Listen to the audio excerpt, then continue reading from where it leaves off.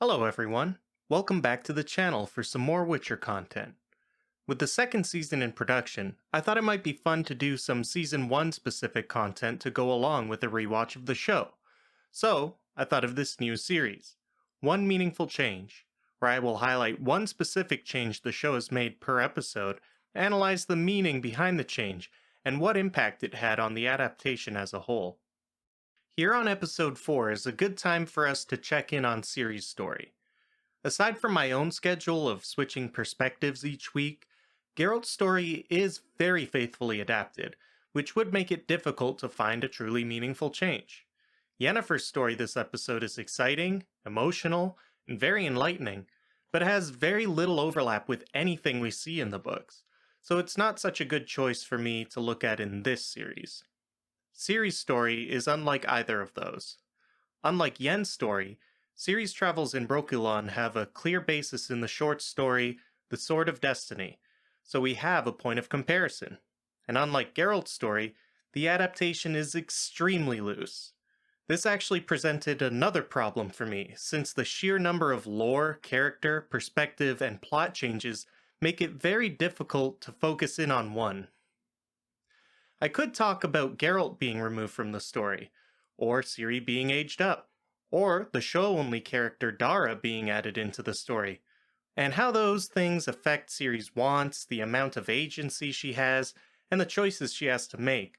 But it's difficult to examine one of those factors without examining them all, and this series is called One Meaningful Change. With that in mind, I'm going to be a little pickier and just look at how the Waters of Brokilon were adapted for the show, because it's a seemingly small change that makes a very clear and distinct impact. In the show, we're told this: the waters of Brokilon are potent. All newcomers to the forest must drink the waters. If they bear ill intent towards Brokilon, they die. If they're pure in heart, they survive and may stay here.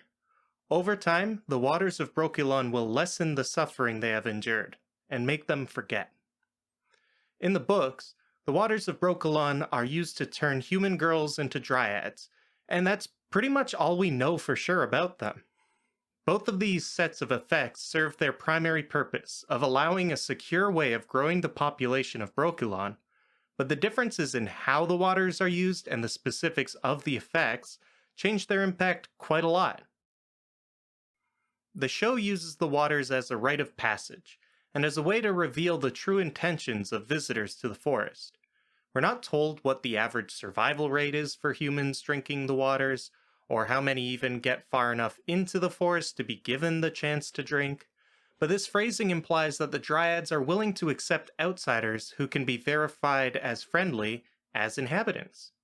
We never see other non-dryad inhabitants, but the dryads seem fine with Dara wanting to stick around once he drank the waters. This isn't the case in the books, where only dryads remain in the forest long term. Young human girls who enter the forest may end up living long lives there, but only after the waters transform them into dryads and cause them to lose their memory of their past life. The younger the girl, the easier the transformation.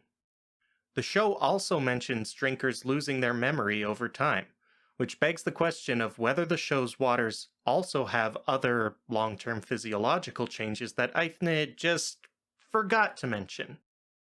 If Ciri had not been special, would the waters have eventually turned her into a dryad? It's not clear.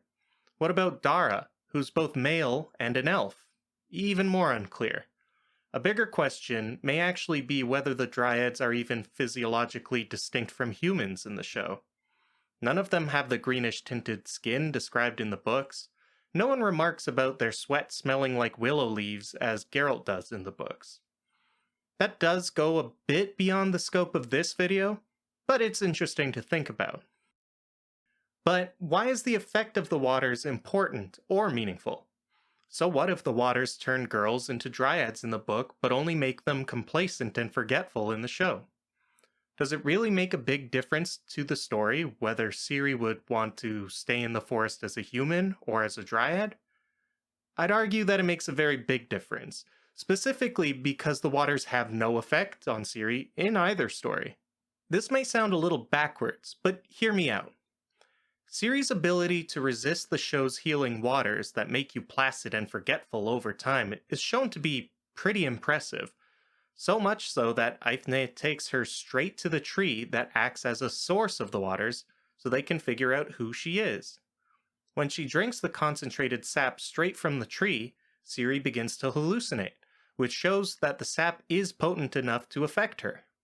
We don't really have a point of reference for how strong the sap is when used on normal people, or whether the hallucinations were the expected outcome, but the fact that the Queen of the Dryads is willing to gouge a hole into an extremely old and important tree must signify that this is a very rare and extreme situation, since the books tell us that Dryads never harm trees. From my point of view, this puts the sap of the tree from the show on a more similar power level to the book's waters, which cause physical and mental changes in the drinker, and the show's waters are quite a bit less potent than either. We're told that the book's waters cause the transformation to begin almost immediately, with Geralt remembering the effects. The convulsions, the tremors, the incredible, horrifying, slowly dwindling cry, and the emptiness, torpor, and apathy in the slowly opening eyes. There are numerous parallels drawn between the girls being turned into dryads and boys being turned into witchers in the books, which should be an indication of how serious this transformation really is. So Ciri being immune to the show's waters that make her forget is quite a bit less impressive than a much younger Ciri being immune to the book's toxic concoction that causes seizures and physiological changes. Book Ciri being immune to the waters is so inexplicable that Geralt just straight up doesn't believe that Eithne gave Ciri the waters at all. He thinks that Eithne was just showing mercy to the girl for his sake, and he thanks her for it.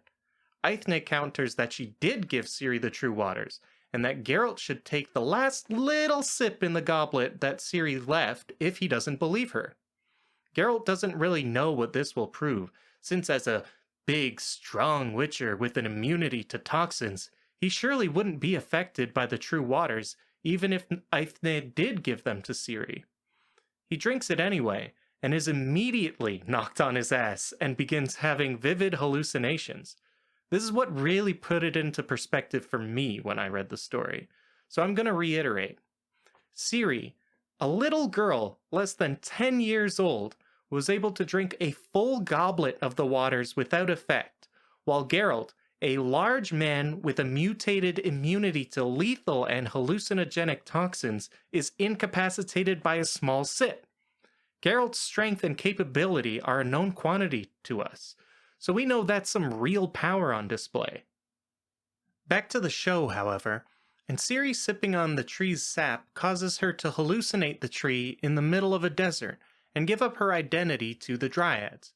Makes for a powerful visual moment, shows that Ciri is someone of unique abilities and circumstances, since her identity is questioned by the tree's spirit in a genuinely confused-sounding tone. If we're going to compare the two, though, I think the book's moment is much more impactful. It goes a long way to set up exactly how powerful and important a child of the elder blood really is. But what do you think? Did you like that Ciri got her own big moment to shine? Or did Geralt's presence in the books heighten the drama of the story? And also, since I know this is going to come up in the comments anyways, which of the other changes to the dryads and the Forest of Brokilon bothered you the most? Were the dryads too friendly and human-like? Was it weird seeing them use spears and crossbows instead of their iconic bows? Are you sad that you didn't get to see the dryads' cool tree houses, or that they weren't green? Maybe like me, seeing Eithne stab into a tree just made you cringe. Sound off in the comments. A bit of drama is good for video promotion, but keep it respectful. I read every comment I get. If you liked the video, drop a like and subscribe to A Storm of Stories for the rest of The Witcher's meaningful changes and more. My current goal is to reach 500 subscribers, at which point I will do a giveaway where a box set of books will be up for grabs for any of my subscribers who enter, so the sooner we get there, the better. Thanks for watching, and I hope to see you at the next one.